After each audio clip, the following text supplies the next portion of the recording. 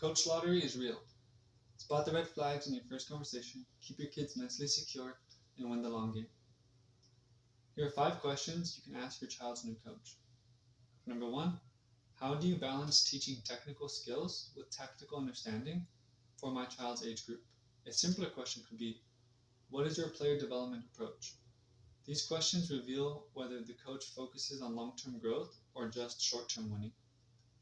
For number 2, how do you give feedback when a player makes mistakes? A simpler question could be, what is your communication style? These questions help you see if the coach builds confidence or creates fear. And for number 3, what matters more to you, the team's record or each player's progress, and why? A simpler question could be, what do you prefer, individual growth or team results?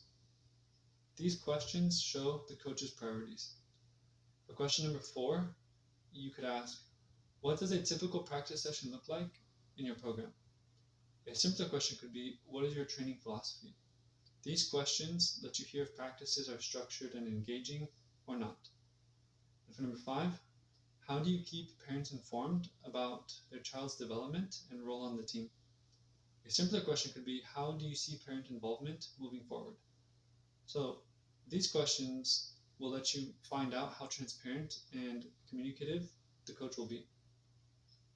So it's important to know that not every coach is aligned with development. I would say expect a coach lottery, whether you know you signed up for one or not. Again, not every coach is the same. You don't always get to pick your coaches, but you can find another one. Some coaches literally tell kids that they suck. Don't even get me started on that.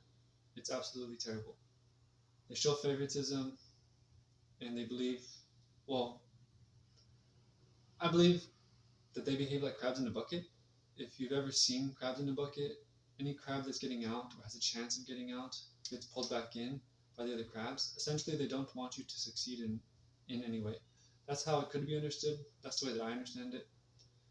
It's not worth a tournament or a trophy in copper to gold division. Run from those coaches. Too toxic. Unfortunately, many clubs do not manage their team leaders well for reasons like a coaching shortage, or they might be having little to no experience. Your child's mental health is more important for their long-term growth than staying with someone who is only going to bring them down like the crabs in a bucket. If you have an average coach, winning is not that important. Development is. Game experiences. The more games, the better. Actually, like pickup games, playing with siblings, friends, and so on. If you have an experienced coach, winning is much more important. Having an experienced coach will make development easier in training and will make winning more important.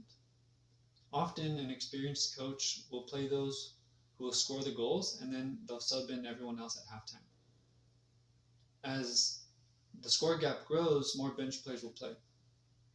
And it acts as a good buffer, and in my experience, 3-0 by halftime allows everybody on the bench to play. How important is winning? I'd say that it varies. I'll be going over the league spectrum and how winning emphasis changes in that spectrum. So, within the range of grassroots to high-level competition, it can be said that winning importance varies by level. Maximum effort is allowed in all levels and can even increase the likelihood of moving up to something more competitive sooner. Grassroots is more about fundamentals and having fun and discovering a love for the game, which is basically like the kids running around having fun and maybe making a friend or two along the way. In grassroots soccer, you have different options like your city's recreational league or something like the AYSL league and so on.